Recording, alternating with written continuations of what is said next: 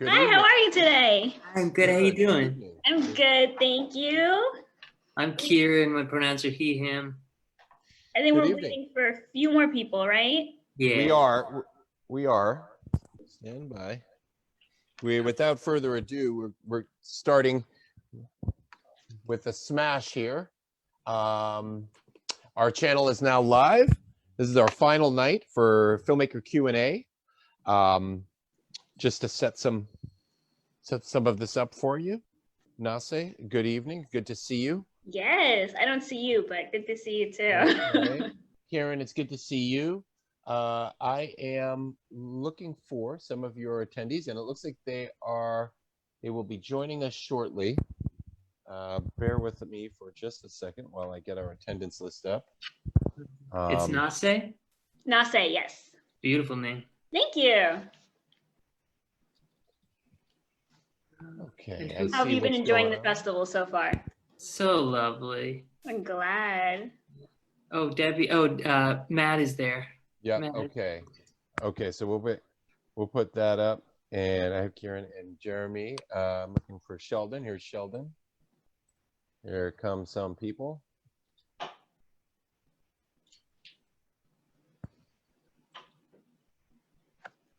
Hello. How you doing? Good, how are you? I'm so good. We have our hoodies on today, Kieran. Yeah, I know. I just noticed that. Our beanies. We switched to beanie weather. Oh my gosh. Sheldon, who is in the background? Who is that?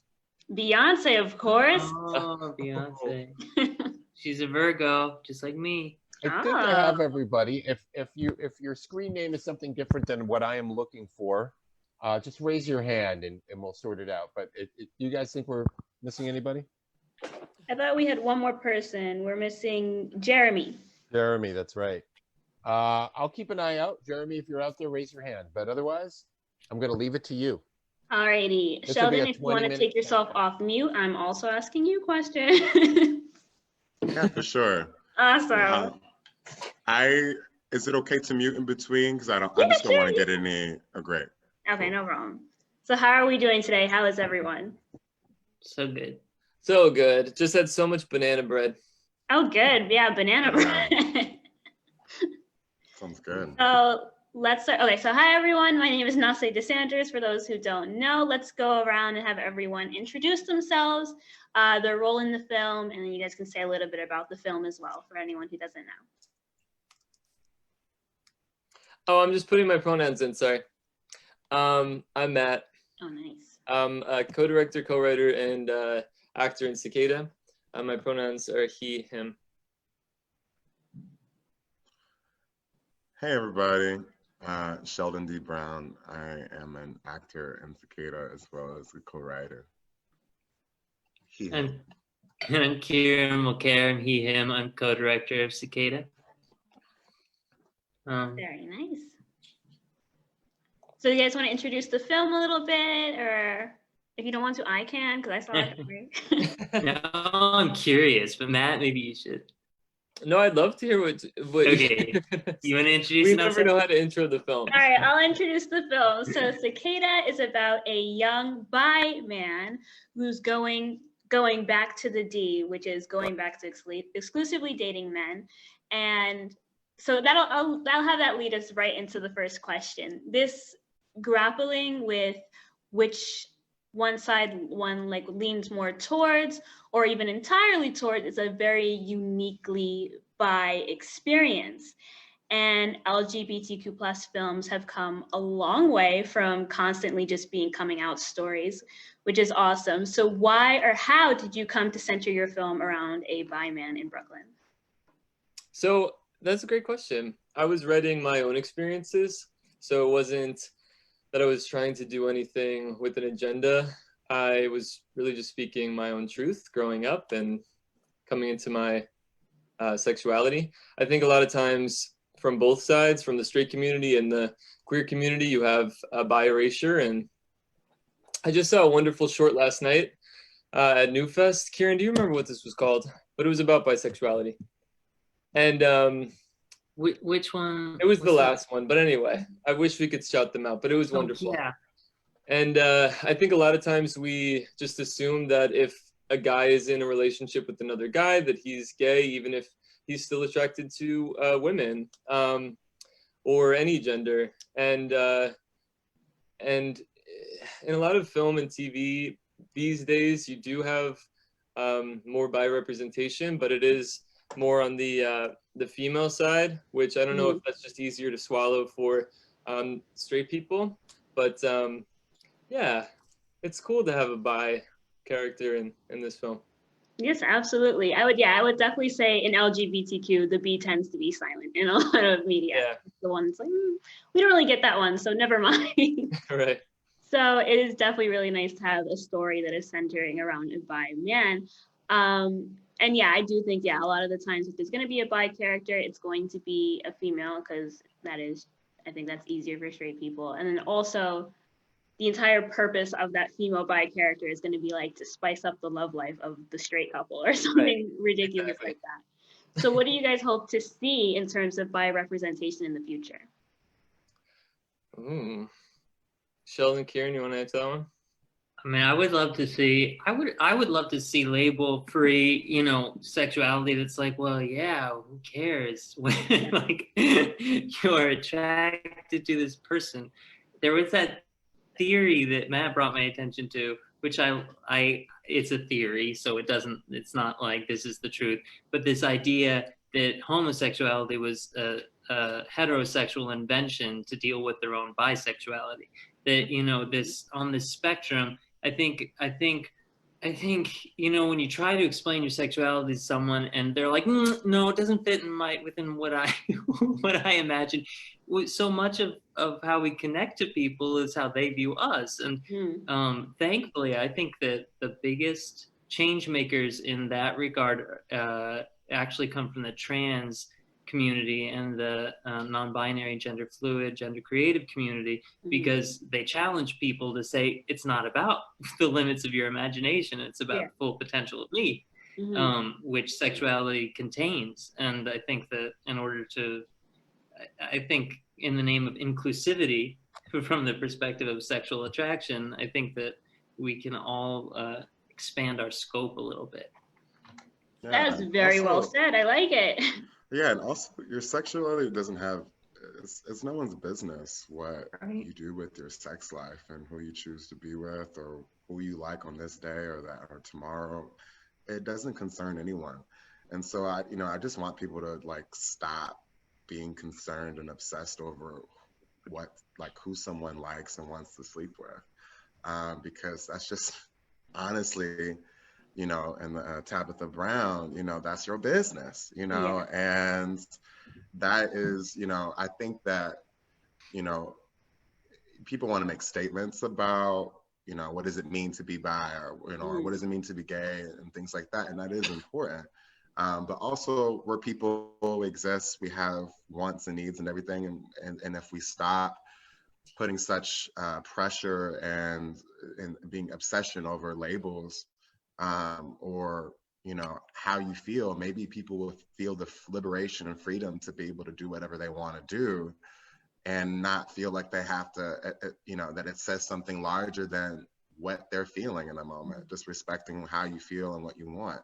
So I just want to be like, stay out of my pants and out of my sex life and let me do what I want to do. That's absolutely. I like it. I do think we're headed in the opposite direction. Like right now we are hyper aware of everyone's sexuality. I think we have to go there before we can go, oh, wait a minute, actually it doesn't matter that much. So one thing I've noticed is that like celebrity reporters more so now will straight up ask celebrities, hey, we haven't seen you with a girlfriend for a while. Are you gay? Are you like needing to know? And it's so rude. Yeah. Tom Hardy comes to mind, and a reporter straight up asked him, you can find it on YouTube. It's very funny because a reporter straight up asked him, like, we haven't seen you with a girl. What's going on? And he was I don't remember exactly what he said. He said, are you asking me? He kept saying, what? Yeah, he's like, what are you asking? Them repeat them. I was about to bring this up. And then and then he finally said, why are you asking me about my sexuality? Yes. And it was a strong turnaround. Yeah, it was. I like it. Really... I also think of Niecy Nash, who just Yeah. got married, and Oh, everyone's mhm. like, "What? You like women? You're marrying a woman? Like what?" And it's just like, yeah, Like, clearly. she's in love. Well, do you remember Congratulations. JC was talking about his mom? Like Yeah. like imagining that it was so difficult for his mom to come forward about her sexuality just to him, to her own Mm. son, and that it inspired that song. That's I beautiful. will say that bisexuality is I think it's only 19% of bisexuals are out, which is saying something. So, for a queer kid growing up, if he doesn't or she doesn't know or they don't know that there isn't a binary, and you don't have to choose one or the other, that's also very important. If I knew Right. that as a middle school kid, I would have loved to, experiment and not think that, oh, because I have one gay thought today, it automatically means that I'm gay. Right. So yeah, I do think that, we should all be able to keep our private lives private, but at the same time, being open and proud, no matter what you are, is like a political statement. And it's still important because we don't live in a society where it is equal among, Right. straight people and gay people. And I wholeheartedly second that. Be proud and loud and everything. For other people who want to concern themselves with someone else's sex life, that it's not of your concern. Right. And you shouldn't be obsessing over someone else's sex life, and I just don't Right. see that. I don't think that everyone should have the freedom to be able to express themselves and love whoever they want and do whatever they want and not have to feel like, oh, because I feel this way, this means this, Right. and I think the world puts so much pressure on other people and dictates how they should feel Right. and what that means. And also, oh, sorry. I didn't yeah. mean to cut you off. Sorry. No, go ahead. Well, I was thinking about the violence of identity sometimes. Like, there's this beautiful quote, and I wish I could remember who said it. It was about how, like, Roald Dahl. no, but it was about how the moment you identify as something, it is a violent act. You were saying where you end and the other person begins. And I had this, for a while, this crackpot theory that any group or any identity can only claim to be as good as its treatment of non-members, And so sometimes sometimes survival takes a violent act. And identity with sexuality has saved so many lives in our own community. We are also at a place, I think, where we can afford to be a little more open about our own feelings and about maybe an identity that doesn't really serve the purpose that it served before. We don't need that so much. Not all of us, anyway. Gotta embrace that multiplicity. Yeah.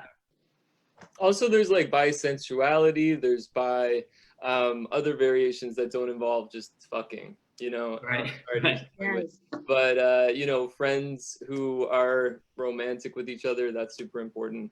I think we lean too heavy on sex, and even though I know the film deals with that, it's another thing. Sex we deal with a lot. But yeah, there's definitely nuance here. And I think everybody loves to live in a cutthroat, like it's one or the other. Right. Yeah. All right, so I have like 20 more questions for you guys, and we just got into it. we took that and ran with it. It was a wonderful discussion. I wouldn't trade it for anything, but we got to move on. So this one is for Matt and Sheldon, the actors, you two. In this film, relive some of their own experiences. Can you tell us a little bit about that? Yeah, so there are quite a few similarities between Ben and I. This whole film started as the secret that I never wanted to share. And it's about 3 years of my life culminated into one summer, with a few changes. One being the person who actually did it. The psychosomatic problems that Ben has would definitely flare up depending on what was going on in my life or what was going on in the news. So when the Sandusky trial was going on, or any of the number of trials that have been, publicized victims and and childhood sexual abuse, I would just latch onto because I didn't have my own closure, and it was really easy to just get wrapped up into something that might have closure. So that's Ben, but Sheldon. Yeah. So yeah, when I talked to Matt, and Matt reached out to me early 2018 about doing this film, and you know, shortly after that, that meeting that we had, I was shot in Chicago on my way home from a friend's birthday party, and you know, it completely upended everything and completely changed my life. And it was, you know, when, you know, I was constantly in contact with Matt throughout the process of, you know, I was in the hospital for a month and spent a few months after recovering, and just feeling the need to process and work through what I was going through and what, you know, at the time I felt would be a healthy way to process it. You know, because much of my life is I have had really kind of traumatic things culminate at the same time of doing some really intense art. And it was, that's how I've been able to process much of either trauma or pain or confusion in my life has just been my art. And I was, you know, Matt was very encouraging about including that story into the script. And you know, much of Sam's character, you know, is related to my own personal experience, but also there are some things that, you know, I didn't necessarily relate to. You know, Sam struggles a lot with his sexuality and being out. And at the time doing this role, I had, you know, had already went through that journey and had no interest in returning back to it. And what was really interesting to me is seeing how seeing how sometimes pain and trauma allows us to clam up and we don't express ourselves. We have trouble accepting parts of ourselves and seeing how this character can connect something, this moment in his life where he felt so free and like being like, oh man, I never do anything like this before, like making out with a guy in public and stuff like that. And then having this tragic moment happen after and him instantly tying the two together.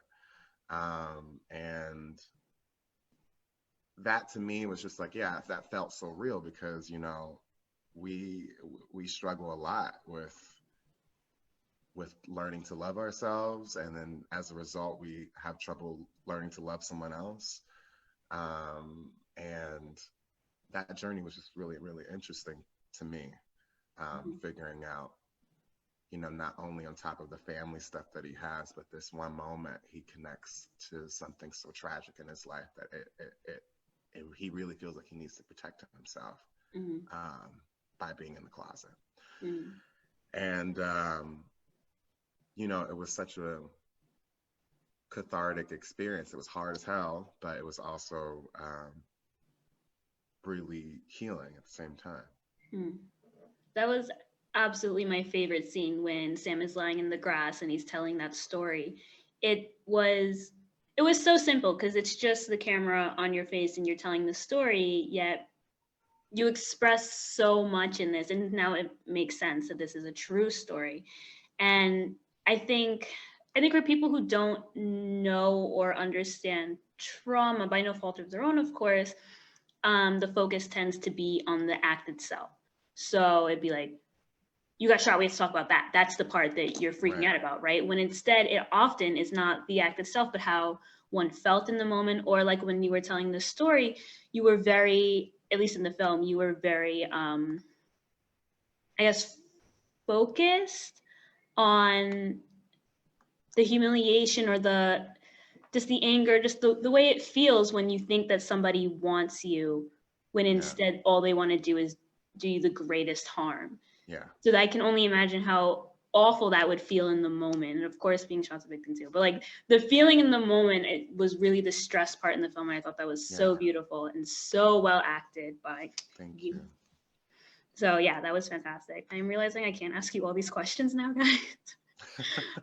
So I'm gonna pick and choose. Kieran, I have one for you. So film is a collaborative medium, of course, but sharing the director's seat would be, for many people, too much collaboration. I can't even imagine how that works. No, So for a first practically, time. Oh yeah, go on. Sorry. practically, how did co-directing work on this film? I think it worked by deference, by like respect. I think that if I weren't such a fan of Matt's script and Matt's talent, it probably would be very hard. Also, there were an inherent trust between the two of us, because I think part of it, I resisted being thrown into the film at all, because my experience was purely acting. Part of it is probably that I had very minimal training as a director and no real experience, and so the performances were sort of my domain, and everything else was Matt and Sheldon for the part that he wrote as well. So and our DP was a genius himself. So it probably worked just through trust and respect, and it's his story. What he gave me was a really wide berth to create, when you're dealing with something biographical and analogous to experience. Within that analogy, you have a lot of wiggle room to say, okay, well, this circumstance would create this effect, so let's make up this circumstance for this character, and on and on. And because he gave me such a wide berth and a lot of rehearsal time, I was able to work a lot with everyone in the cast on that, and even on his own character, in playing Ben. He even went with me as far as creating some additional circumstances that were not, necessarily experienced. So I think it was trust. I think trust is the answer. Nice, absolutely. That sounds great. So now moving on to your co-director, Matt, you wrote, directed, and starred in Cicada.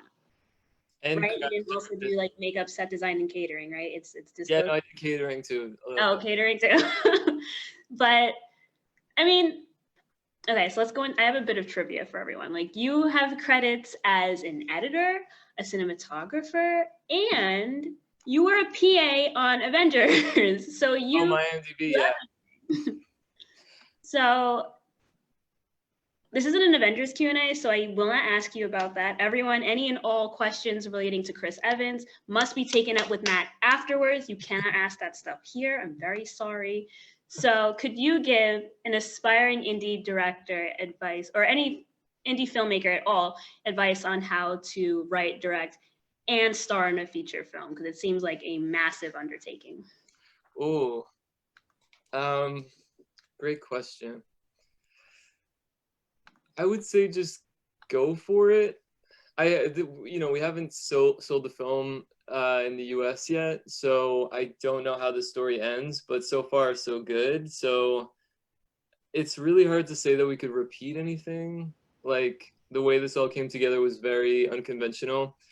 I started writing it in January. A month later, I hit up Sheldon. He was in my head from the beginning. Kieran came on because we were in a class together and we had a similar experience as children. So it just felt like this family was building, and I just kept going.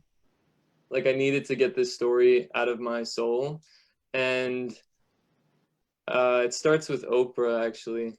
She says in her Cecil B. DeMille award speech at the Golden Globes, I think it was January 7th, 2018, she says, "Speaking your truth is the most powerful tool we have." And I think every filmmaker has a story that they want to tell and they need to tell. And they should probably go tell that story. Even if it's a 3-minute short, a web series, a music video, like, just go tell it and don't let anybody stop you. There's like no reason that you can't like pick up a camera or your iPhone and go tell that story. And yeah, just keep going. Wonderful. So you guys have been touching on it a little bit here and there, but how did this dream team come together? So I hit up Sheldon, I guess, or Eric first. Eric, my DP, had worked on me with for a web series a couple years before, where we shot a short with Kieran as well. And Sheldon and I met in like 2015, and we had a similar date like how Ben and Sam meet. So there was like drinking on a stoop and like going up to a rooftop. And Sheldon was in my head from the beginning. So I also knew that, you know, he has a gorgeous voice and a gorgeous face, and he's very talented. So it was like when he said yes, or he was thinking about saying yes, I knew that we had this project. Like we were gonna make this movie. And yeah, I guess Kieran, you want to say how you came up? Because I'm the only one who remembers, I think. Right? No, we can't ever figure out the timing. I know that those three came first, and then Matt gave me the script, and it was one of the best scripts I'd ever read. And having never directed anything, when he asked me if I directed, I was like, no, because I can't fuck up, you know, such a great work of art. And the co-director idea came to him, and I was like, okay, I could do that. You know, trust and diffidence are probably the keys to tearing the director seat. But yeah, and then that was a few months later, a few months before. Well, several months, because I remember it was before Sheldon's tragedy. So it was like February, I think. So yeah, like it was cold out. Yeah. Yeah, but it just kept like I didn't have any money. I didn't know what I was doing, but I just kept pushing forward and pretending like it would all happen. And I'm like taking meetings with investors and just spending all of my time trying to get this to happen. And then in April, I got the call from Sheldon, and that's when the whole project changed, because we didn't have anybody else in mind. It wasn't like we were ever going to do this with anybody else, even though like in the back of our minds we're like, how do we make this like gay film where like these men are going to have their shirts off? Like it's not going to happen unless we address this. So 3 months later, we're shooting this film. It all happened very, very quickly. And even in the post-production phase, like we ran out of money. We didn't have anything. And then San Francisco Rainin came in, and we won $40,000, which was just wild. And then Tribeca Film Institute came in, and they helped us with post as well. So we just kept like falling down and getting picked up and falling down and getting picked up. And I don't know why, but here we are. Well, I'll tell you why. It's a good movie. Oh, thanks. Really got it all worked out. I am being told that I have to stop letting you guys talk. So to wrap things up, could you tell us what projects you guys are currently working on, what you guys have coming out next?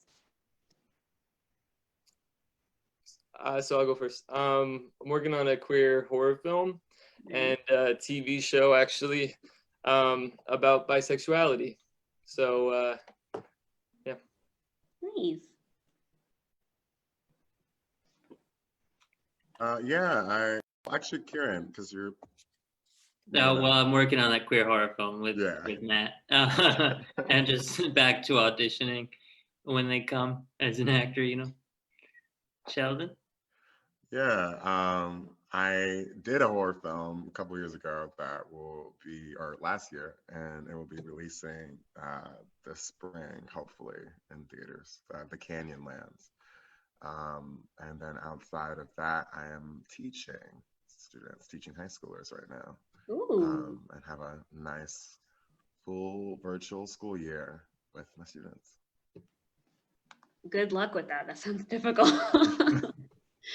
So, okay, now this is the real last question. Can you guys tell us how we keep up with you? Is it through social media? Do you guys have websites? How do we, keep up with what's coming out so we can support you guys?